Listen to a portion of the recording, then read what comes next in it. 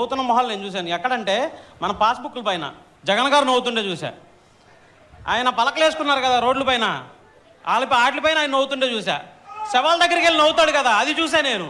ఆ నవ్వు మొహాలు నేను ఖచ్చితంగా చూశాను సార్. మిగతా నవ్వులు నిజంగానే నేను ఇప్పుడు చూస్తున్నా ఇక్కడ. అయితే సార్ నా సమస్య వచ్చేసి నాకు రేషన్ కార్డు కావాలి సార్, తర్వాత హ్యాండిక్యాప్డ్ సర్టిఫికేట్ లేదు సార్. నేను వచ్చేసి మన జగన్ గారు ఉన్నారు కదా, ఆయన అభిమానితో నేను శపథం చేశాను. మా బాబు గారు వచ్చాక కంపల్సరీగా నాకు ఇప్పిస్తారు రేషన్ కార్డు, నాకు ఖచ్చితంగా హ్యాండిక్యాప్డ్ సర్టిఫికేట్ కూడా వచ్చిందని నేను చెప్పాను సార్. ఆ విషయం మీతో ఒకసారి మాట్లాడుతాను. నేను ఆటో తోలుతాను సార్, రోజుకి 350 రూపాయలు రెంట్ సార్. రోడ్డు మీద వెళ్తుంటే నాకు కనిపించింది సార్ ఇక్కడ మీరు వస్తున్నారని చెప్పేసి. మీతో మాట్లాడితే నా సమస్య ప్రాబ్లం సాల్వ్ అయిద్దని చెప్పి నేను వచ్చాను సార్ ఇక్కడికి. నీకు ఆటో ఏది మామూలు ఆటో ఉందా?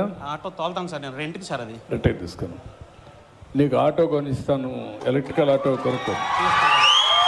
ఓకే, రేషన్ కార్డు ఇచ్చి ఎలక్ట్రికల్ ఆటో ఇప్పించండి.